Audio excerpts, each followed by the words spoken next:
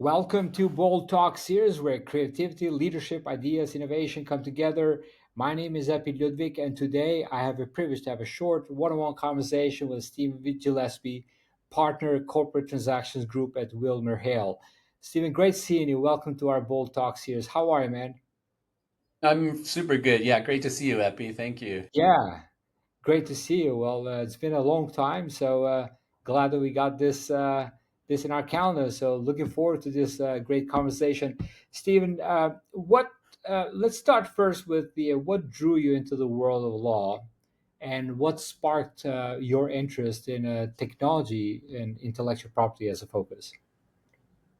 Sure. No, I've always been fascinated, Epi, by how governments can and do foster and promote economic productivity through legal systems.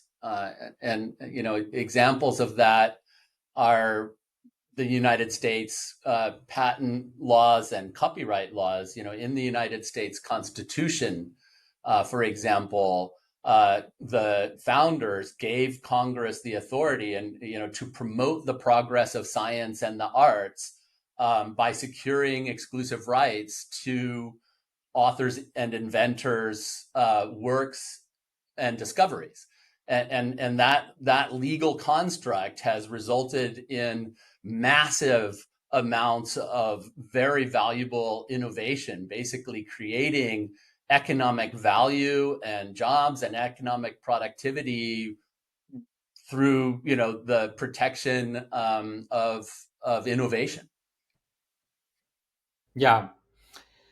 Now, you know, walk us a little bit in terms of the current um, landscape in terms of the early stage startups. Um, you work with a number of early stage startups to international enterprises. How do you adjust your guidance based on where the company is in its growth journey? Sure. No, I think over the course of my career, I've always had a mix of representing companies at the early stage in the company life cycle, and then companies at the end stage, in mergers and acquisitions and IPOs.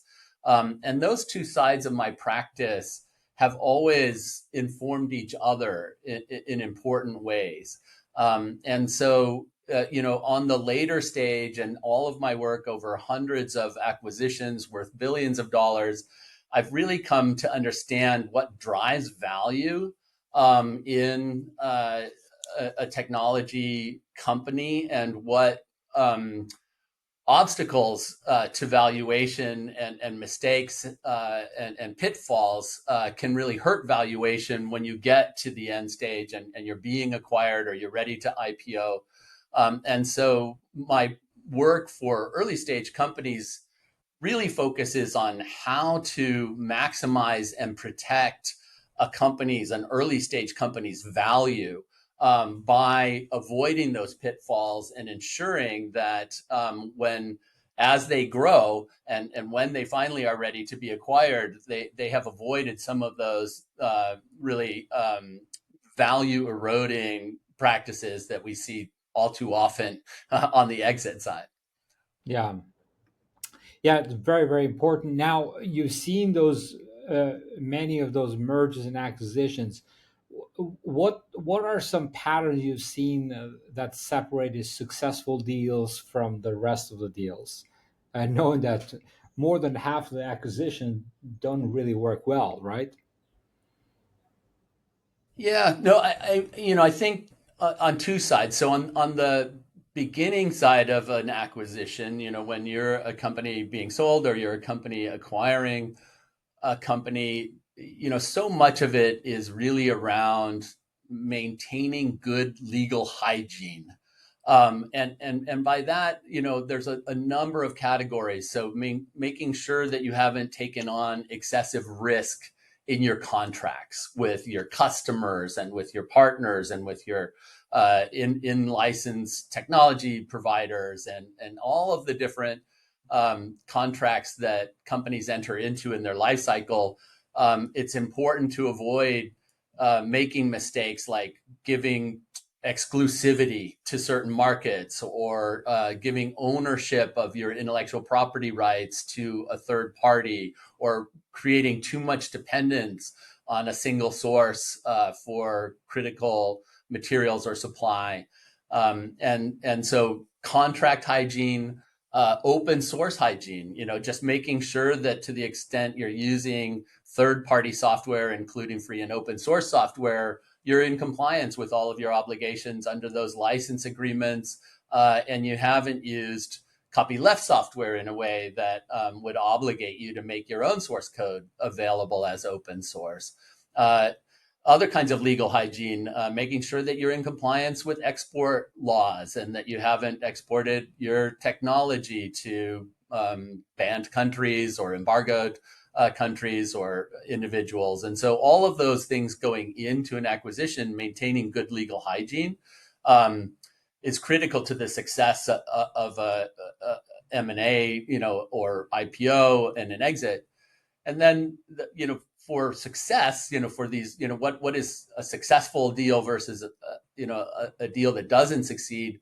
So much of it is really understanding the synergies and making sure that those synergies can be realized going forward. And I think a lot of companies spend too little time really evaluating and asking themselves whether the projected synergies or desired synergies can actually be realized through the merger or the acquisition. Yeah, very well said. I had this conversation with someone else last week, and she said that most of the time the seller does all the due diligence in from A to Z, but then the buyer, but the seller doesn't really do that much. And so what she was saying, she said, like, it is also a responsibility of a seller to do as much due diligence about the company that is acquiring you, because there's a lot of things that can go wrong. And I think this is where I think guys like you can help the the uh, the sellers get better in this. Yeah. Absolutely critical. Like in more and more deals these days, we're seeing some part of the deal consideration paid to the seller take the form of an earnout, where the seller is dependent on a successful integration in order to get the value, the total price, over 3 to 5 years after the deal is closed. Because they have to get part of the compensation in the form of hitting earnout milestones. And we advise clients, I advise clients all the time that, going into this deal, you should just assume that you're never going to hit those earnout numbers and that you have to be happy with the amount you're paid at signing, and then hope that you Whatever might get comes after additional that. value on the earnouts. And so, like, really understanding, especially if you have any kind of earnout, really understanding how you're going to um, achieve those synergies and hit those thresholds, and really maintain control over the destiny of your sales pipeline after you've been acquired. Interesting. Do you see any new trends in terms of creative ways in the merger and acquisition front? Well, earnouts has certainly been Earnouts? a trend. We are seeing more and more, in terms of risk allocation between buyers and sellers. There is a growing market for insurance called rep and warranty insurance that enables a seller to shift some of the risk of indemnity claims after closing to an insurance platform, and an insurance policy. And so we're seeing more and more deals, especially acquisitions of private companies, where the remedy of the buyer, in case of any indemnity claims, is really to go after the rep and warranty insurance policy first before it can go after the value paid to the shareholders. And I think that's been a valuable innovation for shareholders in private companies, including venture capital and investors, where they want to realize the value of the acquisition up front and not have a risk of claims against what they were paid in consideration post closing for things like IP claims that might come in, or tax issues, or whatever you see post closing in terms of remedies of the buyer against the seller shareholders. Yeah. Um, Talk about the intellectual property. You probably had answered this question many times, almost everywhere, because it's the AIs that is changing the world, and with the growing influence of AI in terms of the intellectual property. How do you advise companies to future-proof their IP strategies? Sure. No, we're getting this question a lot, especially for technology companies around the use of generative AI platforms to create software code. So software source code has been historically the one of the crown jewels of value of a software company and a technology company. And the more you use Gen AI tools to generate that software, the less uh, ownership you might have in the intellectual property rights to that software. And so the U.S. Copyright Office and the courts have made it clear that you can't obtain intellectual property ownership, copyrights, or patents in uh, works of authorship like software code that are created by non-human actors, including generative AI. And so we're advising clients to really look closely at software code that they're generating with AI tools to find ways to distinguish between what is created by the Gen AI tool, the generic sort of simple software, and what is really the core value in that software code, that may be algorithms or real core authorship and inventorship that is the key to the value. And making sure that that key value is created by human actors, and that you can protect the copyright in that, with the understanding that a lot of the other lines of code in your code tree that are created by Gen AI tools or that are open source, are not part of your core value, and are probably not protectable by copyright or other intellectual property regimes. Yeah, very interesting, exciting, and same time also scary world that we are in. Uh, Mm-hmm. where do you think we're heading with this a wave of AI? What's the how does the world looks like in let's say in years to come?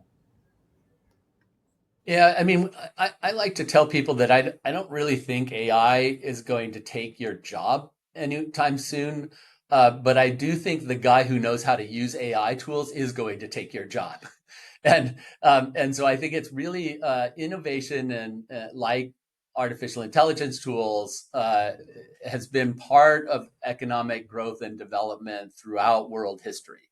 And innovative products that reduce the number of hours and the amount of labor required to produce one unit of economic growth actually create more efficiencies and improve economic productivity, and improve the overall wealth of whatever community you're talking about. And so that's been true throughout history. And I think of AI tools as just part of that continuum. We're making knowledge workers more efficient. They're able to produce more economic output and more content and more software code in less time as a result of their access to these tools. And so I think where the innovation lies is really going to be people knowing how to leverage those tools to reduce the less valuable work that white collar workers do, and then to focus more on the where they can add value, where humans will continue to be necessary to add value. By freeing up more time to add more value, we just create more wealth overall. We make workers more productive, per hour of labor. Yeah. And what about in within a legal professional community? Like, how do they feel? Like, what are they feeling anxious, or what is the mood? Yeah, I think that there's an understanding that certain kinds of work will become less and less uh, necessary as for humans, and that can be done by machines, and that makes people nervous. Certainly, having your job at risk means that you have to find other ways that you can create value and be economically productive. And so I think the anxiety is really around, how do I learn new skills that can't be replaced? How do I become non-fungible? And I think that in some ways that's a valuable kind of anxiety, because it forces people to really think about where can they be most valuable and most productive.